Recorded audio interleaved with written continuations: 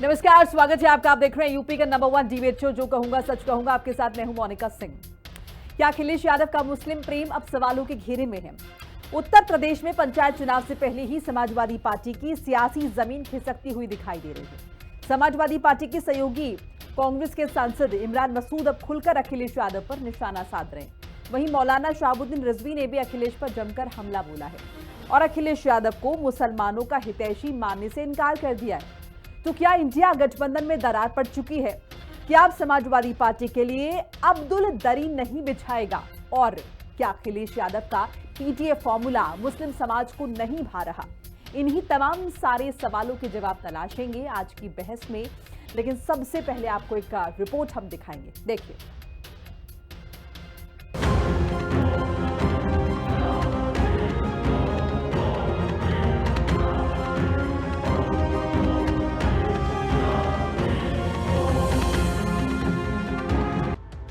सपा की बखिया उधेड़ रहे मसूद रजवी। अखिलेश यादव का मुस्लिम प्यार फर्जी। कांग्रेसी इमरान की अखिलेश को खरी खरी। सपा के लिए अब अब्दुल नहीं बिछाएगा दरी। उत्तर प्रदेश में पंचायत चुनाव की तैयारी में जुटी समाजवादी पार्टी 27 के लिए अपनी सियासी जमीन और मजबूत करने में लगी है। समाजवादी पार्टी के मुखिया अखिलेश यादव अपने पीडीए के सहारे दलित, पिछड़े और अल्पसंख्यकों को साधने का पूरा प्लान तैयार कर बैठे हैं। लेकिन मुस्लिम समाज के साथ ही सपा की सहयोगी कांग्रेस भी अखिलेश यादव पर आग बबूला है। सहारनपुर से कांग्रेस सांसद इमरान मसूद ने तो यहां तक कह डाला कि सपा को बोलता हुआ मुसलमान बर्दाश्त नहीं है, इसीलिए अब सपा के लिए अब्दुल दरी नहीं बिछाएगा। जबकि मौलाना शहाबुद्दीन रजवी बरेलवी ने अखिलेश को मुस्लिम हितैषी नहीं बल्कि स्वार्थी बता दिया और साथ ही अखिलेश के पीडीए से मुसलमानों को दूर करार दे दिया।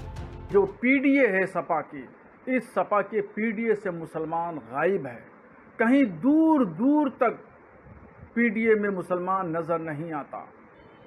और मौजूदा समाजवादी पार्टी और समाजवादी पार्टी के मुखिया अखिलेश यादव जी, वो मुसलमानों के हितैषी नहीं हैं, हमदर्द नहीं हैं। उनसे मुसलमानों से कोई गरज, कोई मतलब नहीं है। वो सिर्फ इलेक्शन के दिनों में मुसलमानों का वोट हासिल करने के लिए वो उनको हमदर्दी जुबानी का इजहार करना पड़ता है और वो स्वार्थी हैं, मतलब परस्त हैं। मुसलमान के तमाम तर इश्यूज़ के ऊपर आपकी खामोशी, बहराइच के ऊपर सीधा सीधा हमला किया जा रहा है। सालार मसूद गाजी की पूरे मान्यता है, उनकी दरगाह को सीधा टारगेट किया जा रहा है। आपका स्टैंड क्लियर नहीं है। निज़ाम संभल में रोका गया, आपका स्टैंड क्लियर नहीं है। हम सिर्फ ये बात कर रहे हैं कि अब्दुल सिर्फ दरी नहीं बिछाएगा। मैंने इतना ही तो कहा, अब्दुल सिर्फ दरी नहीं बिछाएगा। आपको सिर्फ दरी बिछाने वाले चाहिए। बोलता हुआ मुसलमान आपको बर्दाश्त नहीं होता। आपको ऐसा मुसलमान चाहिए जो खामोश रह करके आपकी चाकरी करे। दरअसल उत्तर प्रदेश में 27 के विधानसभा चुनाव से पहले पंचायत चुनाव होना है, तो क्या इंडिया गठबंधन का घड़ा पंचायत चुनाव से पहले ही फूट जाएगा? कांग्रेस सांसद इमरान मसूद के मंसूबे तो कुछ यही बयां कर रहे हैं, तो वहीं रही सही कसर मुस्लिम समाज के कर्ता धर्ता कर दे रहे हैं। मौलाना शहाबुद्दीन रजवी बरेलवी तो समाजवादी पार्टी के पीडीए को चिमटे से छूने को तैयार नहीं। समाजवादी पार्टी की चौतरफा घेराबंदी पर सत्ताधारी भाजपा चुटकी ले रही है, तो वहीं दूसरी ओर समाजवादी पार्टी मौलाना शहाबुद्दीन और इमरान मसूद पर सियासी तीरों की बौछार कर रही है। ये मौलाना शहाबुद्दीन कहाँ चले गए थे जब अलीगढ़ में एक दिन में 4 लोगों की मॉब लिंचिंग हो जाती है? ये मौलाना शहाबुद्दीन जो है भाजपा को खुश करने का प्रयास कर रहे हैं। जहाँ तक बात रही मसूद की, तो वो तो अपनी निजी कुंठा में ये भी बीजेपी का नैरेटिव ही आगे बढ़ाने का प्रयास कर रहे हैं। कांग्रेस को देखने की जरूरत है। कांग्रेस को तय करना पड़ेगा कि वो साझेदारी में आगे बढ़ेंगे कि ऐसे लोगों के सहारे ले डूबेंगे। इनको ये लोग ऐसे हैं कि जो है बीजेपी को मजबूत कर रहे हैं और कांग्रेस को खोखला कर रहे हैं। यादव का पीडीए को सब जाने नहीं। उनका पीडीए केवल परिवार डेवलपमेंट अथॉरिटी तक सीमित है और ये पूरे प्रदेश की जनता जान गई है, हर वर्ग जान गया है। वो जातिवाद का सहारा लेके, धर्म संप्रदाय का सहारा लेके सत्ता पुनः पाना चाहते हैं, परंतु 2012 से 17 तक जो उन्होंने आतंक मचाया, जो माफिया गर्दी और जो गुंडा राज प्रदेश में मचाया, उसको आज तक प्रदेश की जनता भूल नहीं पाई है। तो ऐसे में केवल मुस्लिम समाज को बहकाना, फुसलाना और भड़काने का काम समाजवादी पार्टी करती रही है। उसका अब असर होने वाला नहीं है। मुसलमान नहीं, हर वर्ग अपने हितों को अच्छी तरह समझ चुका है। कांग्रेस सांसद इमरान मसूद सहारनपुर की सभी विधानसभा सीटों पर कांग्रेस की जीत का दावा कर चुके हैं, यानी सपा को सफा करने का प्लान। समाजवादी पार्टी के विधायक आशु मलिक से लंबे समय से तकरार चल रही है। हाल ही में कांग्रेस सांसद इमरान मसूद ने सीट शेयरिंग को लेकर समाजवादी पार्टी को चेताते हुए कहा था कि 80 में 17 वाला फॉर्मूला अब नहीं चलेगा। लेकिन अब तो इमरान खुलकर सपा की टॉप लीडरशिप को ललकार रहे हैं। साथ ही बता रहे हैं कि समाजवादी पार्टी ने कभी भी मुसलमानों का भला नहीं किया, इसीलिए अब अब्दुल सपा के लिए दरी नहीं बिछाएगा। ऊपर से आग में घी का काम मौलाना शहाबुद्दीन के बयान ने ये कहते हुए कर दिया कि अखिलेश यादव मुसलमानों के कभी हितैषी नहीं है, वे स्वार्थी हैं। अब देखना होगा कि 27 से पहले समाजवादी पार्टी के लिए उठ रही हर वो आवाज जो बड़ा नुकसान कर सकती है, उन्हें अपने पक्ष में समाजवादी पार्टी के मुखिया अखिलेश यादव कैसे कर पाएंगे। लखनऊ से विक्रम सिंह राठौर, राहुल श्रीवास्तव और लालचंद के साथ ब्यूरो रिपोर्ट, हिंदी खबर। और इसी मसले पर चर्चा के लिए तमाम मेहमान हमारे साथ जुड़ चुके हैं। मैं तारुफ करा देती हूँ, अवधेश पांडे बादल है हमारे साथ, प्रवक्ता बीजेपी, अली अब्बास है हमारे साथ, समाजवादी पार्टी प्रवक्ता, अभिमन्यु त्यागी है प्रवक्ता कांग्रेस पार्टी, और हाजी नाजिम खान साहब हैं इस्लामिक स्कॉलर। आप सभी का बहुत बहुत स्वागत है हिंदी खबर में। तो शुरुआत यहाँ पर कर लेंगे अली अब्बास साहब से। अली अब्बास साहब, कहाँ हैं पीडीए में अल्पसंख्यक, क्योंकि कोई इस बात को मानने को तैयार तो है नहीं। शहाबुद्दीन रिजवी साहब का स्टेटमेंट हम सुन रहे हैं, और साथ साथ अगर हम देखिए कांग्रेस नेता इमरान मसूद वो भी साफ तौर पर कह रहे हैं, उन्होंने तो कह दिया कि भाई अब्दुल अब दरी नहीं बिछाएगा। क्या मायने?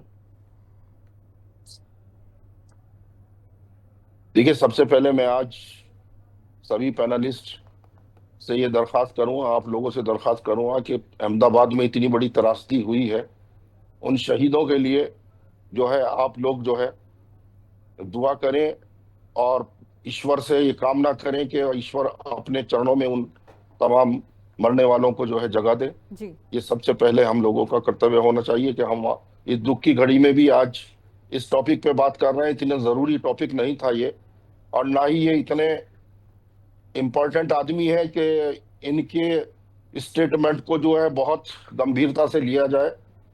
श्री इमरान मसूद हो या मौलाना रजवी हो, ये मौका परस्त लोग हैं, और इनके बारे में तो बेहतर, श्री इमरान मसूद के बारे में तो बेहतर जो कांग्रेस के प्रवक्ता हैं वही बताएंगे कि इनकी क्या हैसियत है।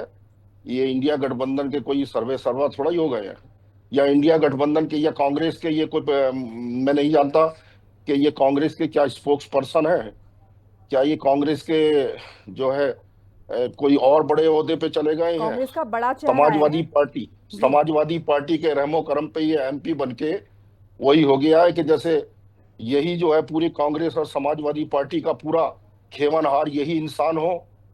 क्या इस आदमी को जो है ये अच्छी बात है कि ये आज समाजवादी पार्टी के बलबूते जो ये बड़बोलापन आ गया है, समाजवादी पार्टी का जो है सहारा लेके आज एमपी बनके जो है ये क्या हिंदुस्तान के बहुत बड़े लीडर बन गए। इनके बारे में दुनिया जानती है, ये मौका परस्त इंसान है। ठीक है। और श्री इमरान मसूद जो है, तो हमारे जो वहां पे विधायक हैं श्री आशु मलिक जी, वो उन्हीं का जो है वो बातों का जवाब दे दें। उन्होंने इनको चैलेंज किया है, ठीक है, और कहा है कि इस्तीफा देके विधायकी लड़ लें या पार्लियामेंट का इलेक्शन लड़ लें। ठीक है, बस आपकी बात आगे सबका एक बार रिएक्शन ले लें। मैं आपके पास लौट रही हूं, त्यागी जी आपके पास आऊंगी। इमरान मसूद साहब के स्टेटमेंट को आप किस तरह से देख रहे हैं? उन्होंने कहा कि अब मुसलमान जागरूक है, और समाजवादी पार्टी कितना भी कह ले कि हिमायती है मुसलमानों के, लेकिन ऐसा है नहीं। त्यागी जी, जानता मौलाना रजवी को ये कहा कि ये किसके जो है किसका। ठीक है अली अब्बास साहब, आपकी बात आ गई, मैं फिर से आऊंगी सर, वक्त की कमी होती है, प्लीज सब लोग एक एक बार बोल लें। ठीक है त्यागी जी। देखिए, कांग्रेस पार्टी तो इस समय संगठन विस्तार पे कार्य कर रही है। हमारा संगठन सृजन कार्यक्रम चल रहा है। हाँ।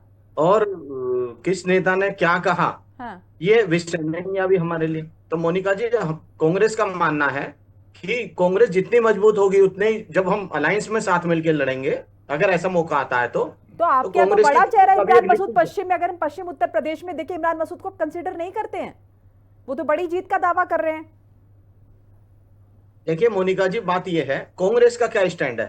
पार्टी का जो स्टैंड है वो ये है, संगठन सृजन पे कार्यक्रम चल रहा है। चुनाव अभी बहुत दूर है, चुनाव विधानसभा चुनाव से पहले पंचायत चुनाव होने, हमारी पंचायत चुनाव की तैयारी है। हम पंचायत चुनाव में लगे हुए हैं। इमरान मसूद जी हमारी पार्टी के नेता हैं, हमारी पार्टी से सांसद हैं और कांग्रेस पार्टी के वो नेता हैं, और निश्चित तौर पर इस समय कांग्रेस पार्टी संगठन विस्तार पे कार्य कर रही है। सहारनपुर में हो रहा है, पूरे प्रदेश भर में हो रहा है, सारे जिलों पे हो रहा है। ठीक है, चलिए एक बार अवधेश जी का रिएक्शन ले लेते हैं। अवधेश जी क्या माने, क्योंकि इस तरीके की बातें भी आ रही है कि योगी जी के काम को पसंद कर रहे हैं क्या? जिस तरीके से शहाबुद्दीन जी ने जो भी रिएक्शन दिया, उन्होंने कहा कि पीडीए में अल्पसंख्यक तो अब है नहीं, सब मौका परस्त है, मतलब परस्त है, वोट बैंक की राजनीति हो रही है। अब ये तो खुद एक बड़ा मुस्लिम चेहरा है, दोनों जिनका हम जिक्र यहाँ पर करें, भले अली अब्बास साहब ने कहा कि वो इतना मैटर नहीं करते, लेकिन ऐसा है नहीं, अगर नहीं करते तो आप लोग यहाँ बैठ के चर्चा में हिस्सा नहीं ले रहे होते साहब। ठीक है, बताइए अवधेश जी।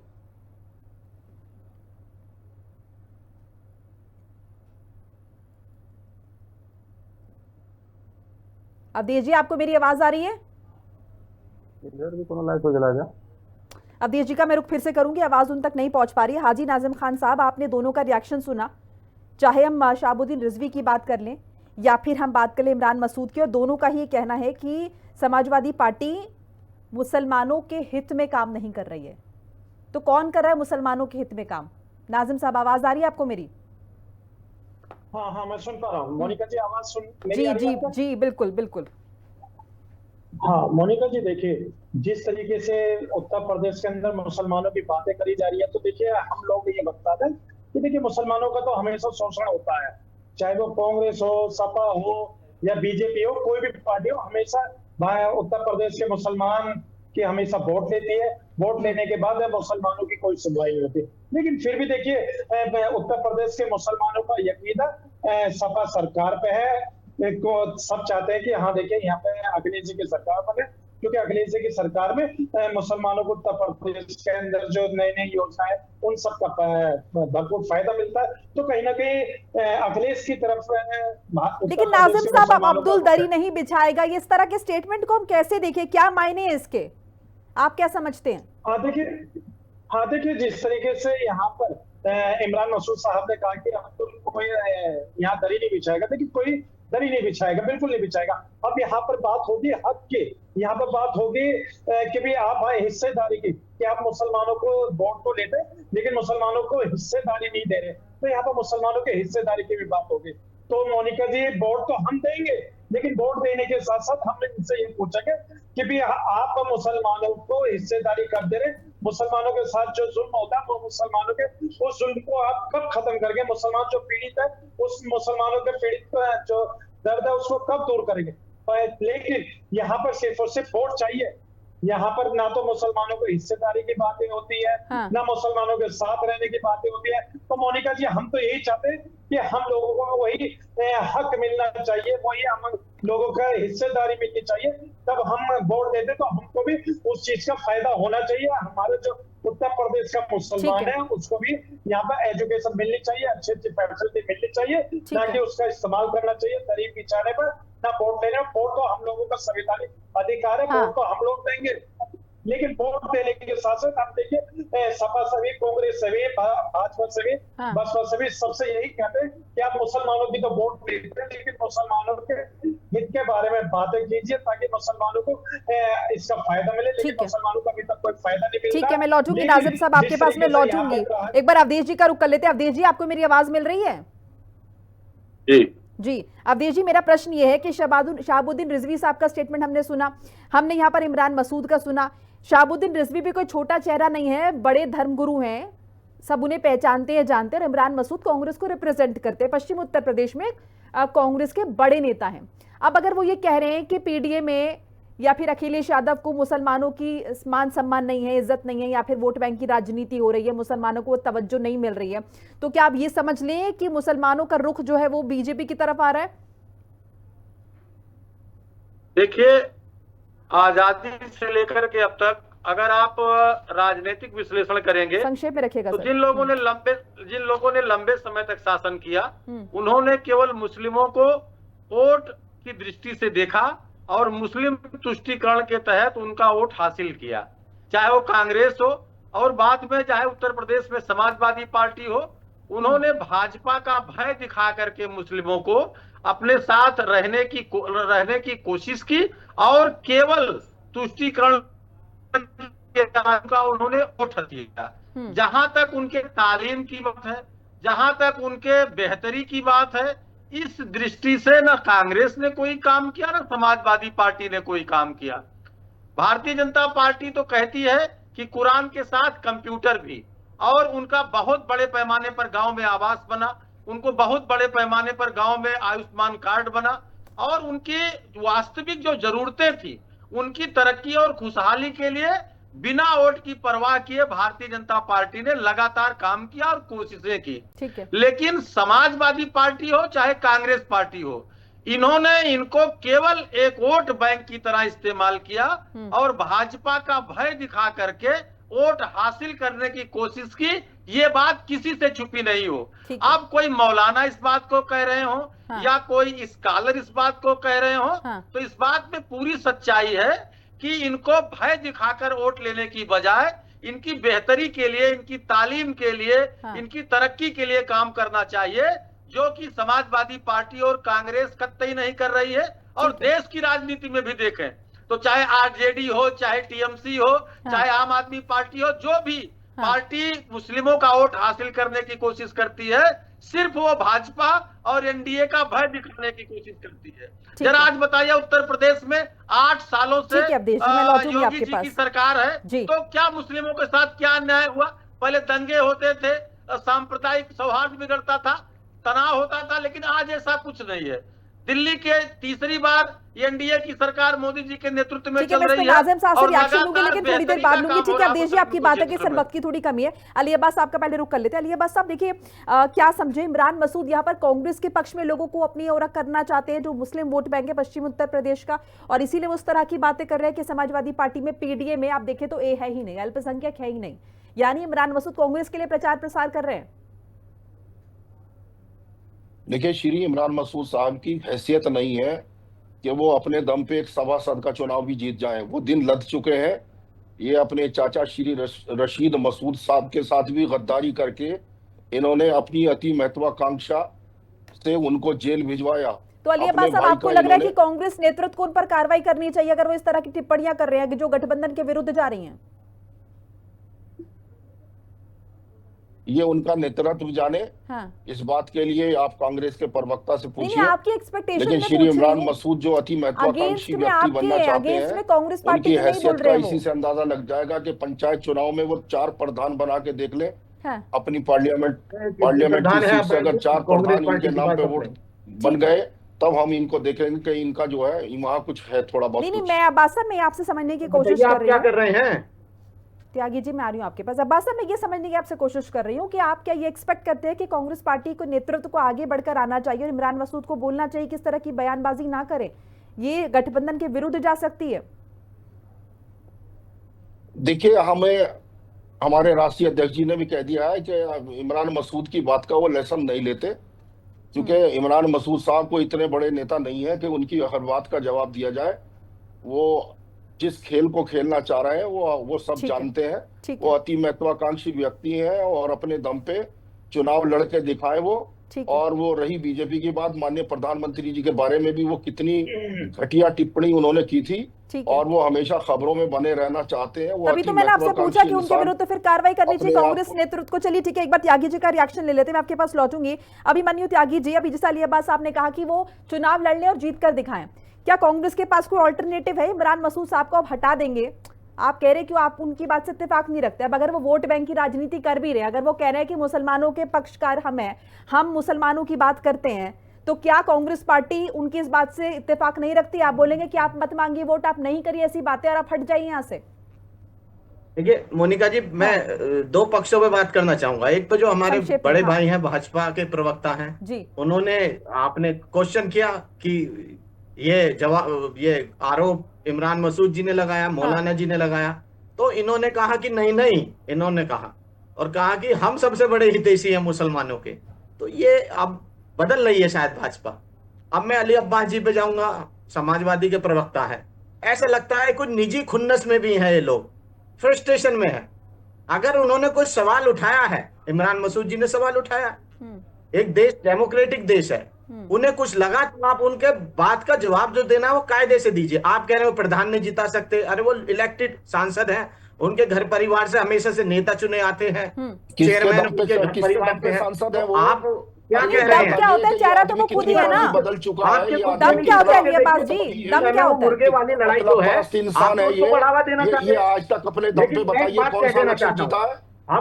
मैंने देखिए आपको डिस्टर्ब नहीं करना। नहीं अली अब्बास जी, एक बार अभिमन्यु जी बात अपनी रखें, काउंटर करने का वक्त आपको दूंगी। वॉल्यूम का प्लीज डाउन कीजिए, मेरे पास वक्त नहीं है। अभिमन्यु जी बोलिए। चाचा के साथ 17 में से हमारे 6 सांसद जीते हैं अब्बास साहब, 6 के 6 सड़कों पे दिखते हैं, 6 के 6 लड़ते हुए मिलेंगे।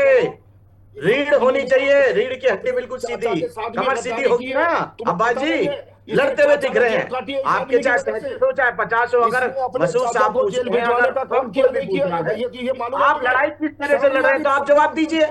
कांग्रेस पार्टी कैसे लड़ाई लड़ती है सबको पता है। राहुल गांधी जी ने भारत जोड़ो यात्रा निकाली, 10,000 किलोमीटर की यात्रा, न्याय यात्रा, उसकी न्याय यात्रा जेल से वो साफ हो गया। ठीक है, लड़ने वाले जो है वो विचारधारा कांग्रेस की विचारधारा है। संविधान की जो मूल आत्मा है वो कांग्रेस पार्टी का। ठीक है, रिलैक्स, आराम से सर, वक्त इतना नहीं है, मैं आऊंगी आपके पास, आप काउंटर कर लीजिएगा। एक दूसरे को आप अगर डोमिनेट करेंगे तो बात नहीं हो पाएगी। अभी कांग्रेस पार्टी संगठन सर्जन कार्यक्रम पे लगी हुई है और पंचायत चुनाव होने हैं, उसमें पता लग जाएगा। हम अकेले लड़ने जा रहे हैं पंचायत चुनाव, तो ये क्यों बोल आ रही है इनकी जो सेकंड लीडरशिप है समाजवादी पार्टी की? ये चाहते हैं कि गठबंधन ना हो, किसके इशारे पे लोग बैठ के बात करते हैं? ठीक है, ये अगर इस तरह से जब आपसी दोस्ती है, ये आपसी दोस्ती में बराबरी होती है। ये कह रहे हैं क्या हैसियत है, 4 प्रधान नहीं जिता सकते, अरे आप कितने जिता सकते हैं आप बताइए ना। ठीक है त्यागी जी, ठीक है। हाजी नाज़िम साहब, आपने बोला कि कांग्रेस भी यही, समाजवादी पार्टी भी ऐसे ही, और आपने कहा बीजेपी भी सब ऐसे ही हैं, लेकिन आप ये बताइए कि कोई नेता तो आपको चाहिए ना जो आपकी बात पहुंचाएगा, तो किस पर आपको विश्वास है? या फिर ये माने कि भी मुस्लिम अल्पसंख्यकों का जो वोट बैंक है पूरी तरीके से जो है बटा हुआ है, क्या मौलाना शहाबुद्दीन साहब की बात से आप इत्तेफाक नहीं रखते? अगर उन्होंने इस बात का जिक्र किया है कि जी दंगे वंगे अब नहीं होते और जो भी हमारी यात्रा निकलती है धार्मिक वो बहुत सौहार्दपूर्ण तरीके से निकलती हैं, या फिर अगर इमरान मसूद साहब को इस बात का जिक्र करें तो आप उससे भी इत्तेफाक नहीं रखते हैं? नाजिम साहब संक्षेप में 30 सेकंड्स ओनली।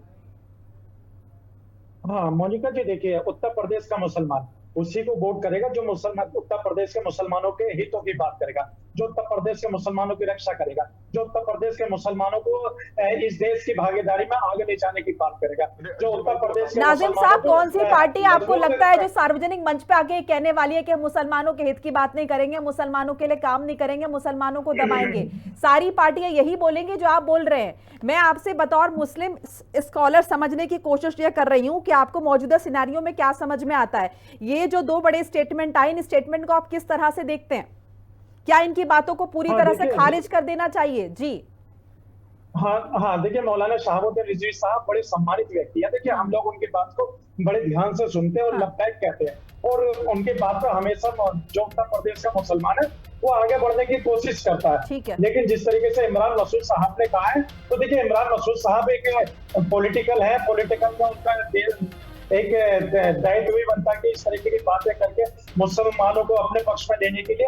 लेकिन मैं तो मोनिका जी ये कहता हूँ कि जो मुसलमानों के हित के बारे में बात करेगा, मुसलमानों को आगे ले जाने की बात करेगा, उत्तर प्रदेश का मुसलमान उसके साथ खड़ा है। ठीक है अवधेश जी, 20 second closing comment please, 20 second से अवधेश जी।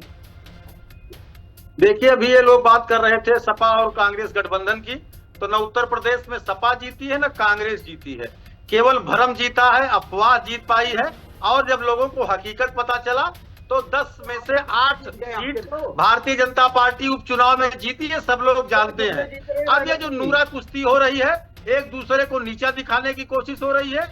2027 में बहुत जिम्मेदारी के साथ मैं कहना चाहता हूं, आएंगे फिर योगी जी और आएगी फिर बीजेपी उत्तर प्रदेश के अंदर, क्योंकि उत्तर प्रदेश में सामाजिक सौहार्द है, उत्तर प्रदेश में कानून का राज है, विरासत। चलिए आप सभी मेहमानों का बहुत बहुत शुक्रिया अपनी कीमती राजनीति खबर के माध्यम से साझा करने के लिए।